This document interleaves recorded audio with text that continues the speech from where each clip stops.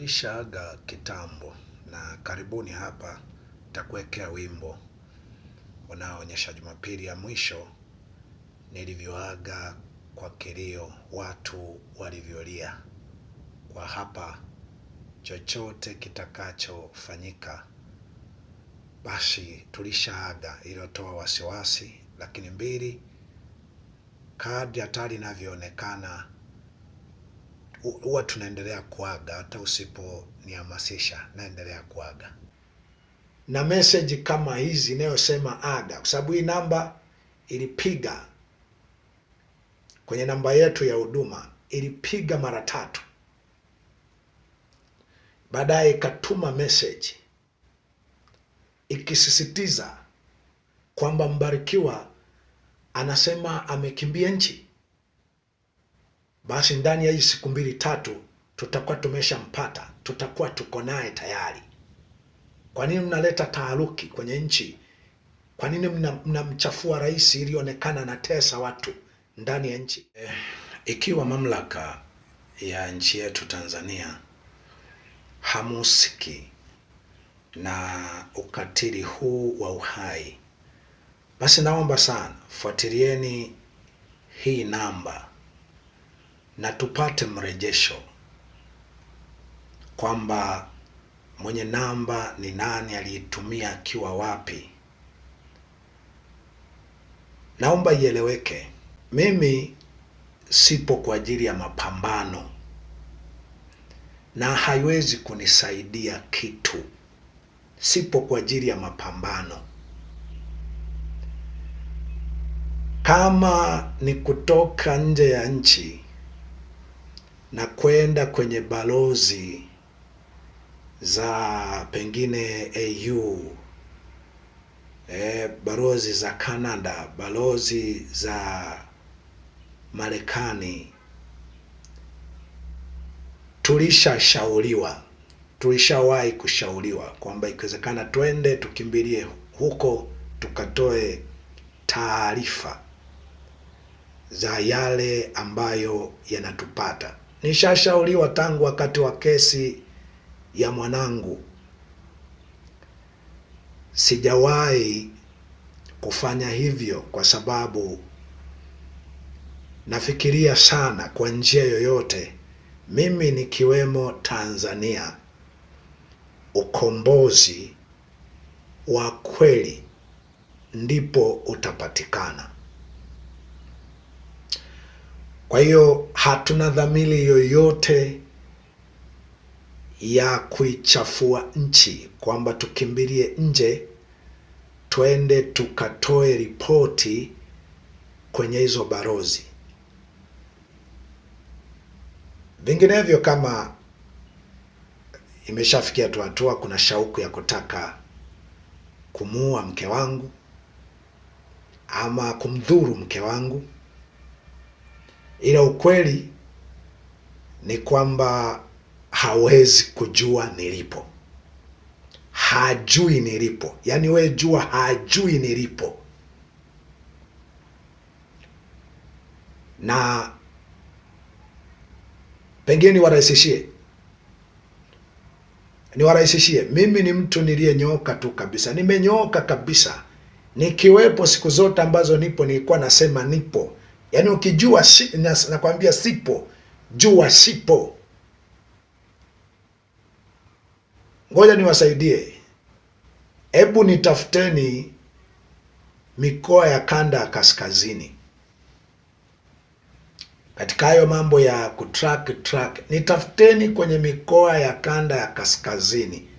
Kama ninakosa lipaswalo kufa. Tunapotoa taarifa za kukimbia eneo tulilopo, tunatafuta ni insurance ya uhai. Tunapoweka wazi namba kama hizi na message kama hizi inayosema aga, kwa sababu hii namba ilipiga kwenye namba yetu ya huduma, ilipiga mara 3. Baadaye ikatuma message ikisisitiza kwamba Mbarikiwa anasema amekimbia nchi, basi ndani ya hii siku 2-3 tutakuwa tumeshampata, tutakuwa tuko naye tayari. Kwa nini mnaleta taharuki kwenye nchi? Kwa nini mnamchafua rais ili onekana anatesa watu ndani ya nchi? Sasa nikujulishe, mimi kunipata sina tatizo lolote. Mimi ni wale, sio wale wanaosema hamwezi kunipata, sio wale wanaosema mimi siwezi kufa. Mimi nishakufa, si mimi tena ninayeishi.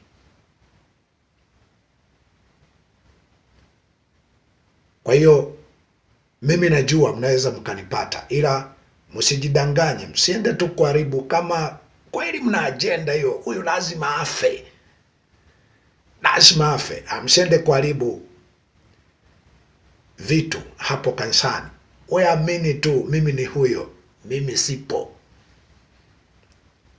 Ningekuwepo ningewaambia nipo, mimi sipo. Isipokuwa ikiwa kuna attacking yoyote itafanyika, hapo nitajua issue ni serious. Ukweli hapo sasa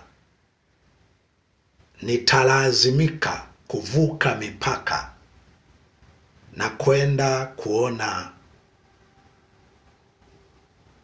hizo balozi ambazo tumeshauriwa miaka mingi na kueleza scenario nzima, mambo yalivyo,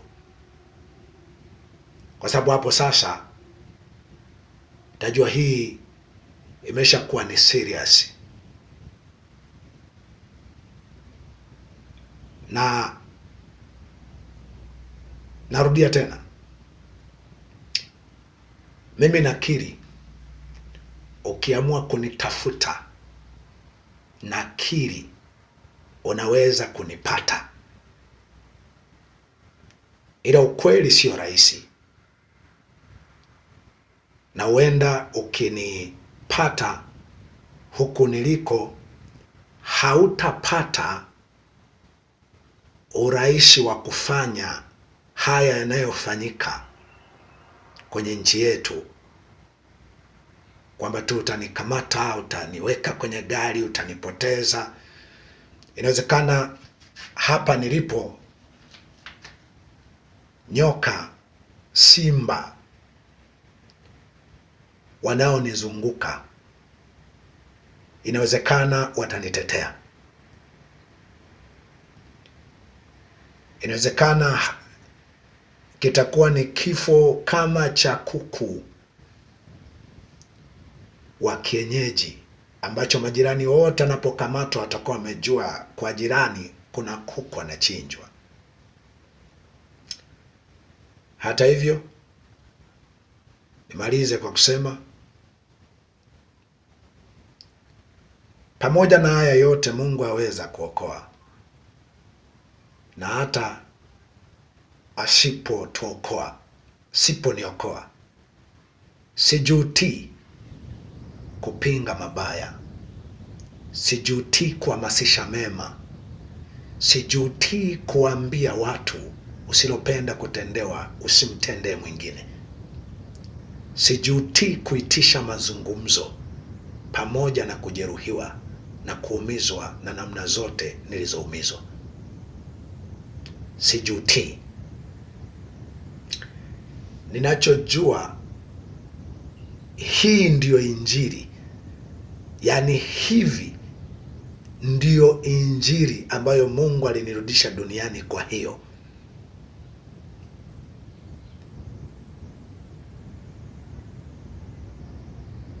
katika hali yoyote, mamlaka za nchi, ni vizuri sana kama hawa vijana wanaweza wakabainika walio huru kiasi hiki. Nimeweka wazi mara kadhaa mawasiliano yenye utata. Najua hakuna hatua iliyowahi kuchukuliwa. Nataka mjue, tunapotoa taarifa tunatafuta msaada kwa yeyote anaweza kutoa msaada,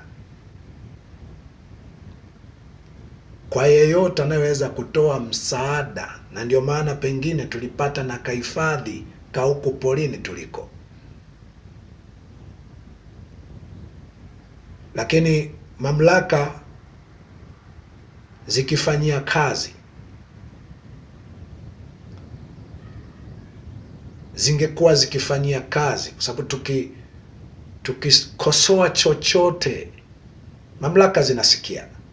Tukikosoa chochote mamlaka kwamba mtawala huyu, ili hapa sio zuri, ili italeta madhara, ili ungefanyiwa wewe, angefanyiwa mtoto wako, ungekuwaje? Mamlaka hilo zinasikia, hilo mamlaka zinasikia na kututafsiri kwamba uko ni kuleta fujo, ni kusambaza taarifa za uongo, ni uchochezi.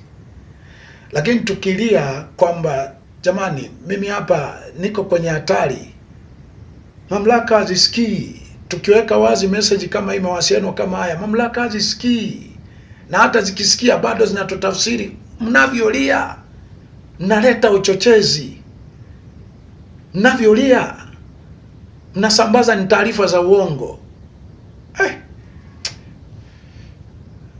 Watu wa Mungu, Mungu ajua. Naamini kabisa tungekuwa ng'ombe, tungekuwa kuku, tungeshachinjwa kitambo, na hakuna ambaye angeshtuka. Kama Mungu sasa ameona vema, sasa tuwe na thamani ya kuku, ya ng'ombe, tuwindwe hivi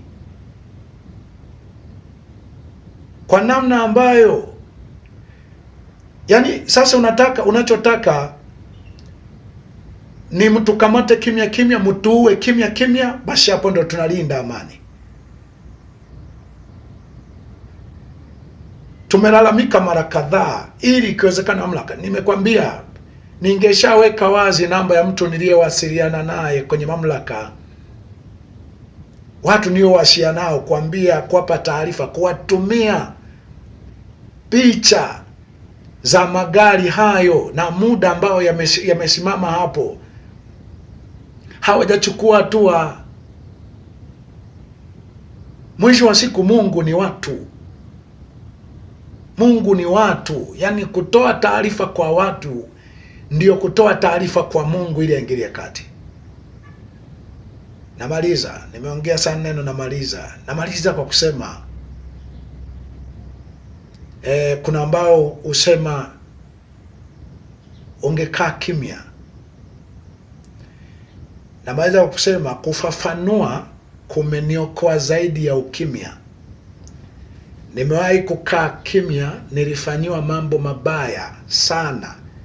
Mtoto wangu wakati anafariki, ningetoa taarifa ya mambo yalivyokuwa, mtoto ningeokoa. Lakini ukimya unatoa nafasi ya anayetaka kukuchinja kuchinje kama kondoo, kimya kimya.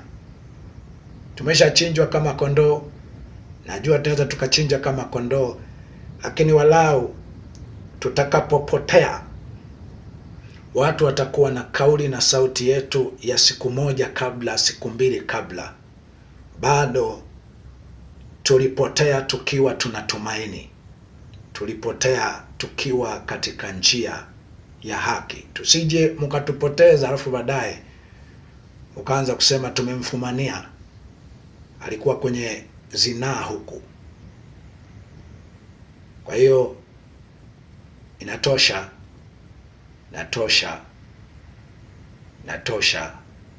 Chochote unachopanga, chochote, mimi nakubali, unaweza, ila inawezekana haitakuwa rahisi.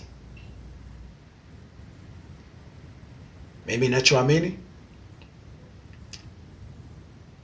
haya tunayosema ndani yana dua. Huu unyonge tunaoonyesha na maombi tunaendelea kuomba, ndani vina dua. Vinaweza vikafanya Mungu akatukumbuka, akalikumbuka taifa letu, akawakumbuka, akatukumbuka tuliolia, tunaolia, akaondoa ukatili, roho mbaya, ubinafsi, tamaa ya mali, tamaa ya madaraka, visiitwe na visionekane ujanja. Hata hivyo, asipookoa katika nyakati zetu, naamini upo wakati atakuja kuokoa na atakuja kulipa kisasi kwa niaba ya damu zetu na maisha yetu na wengi waliotangulia.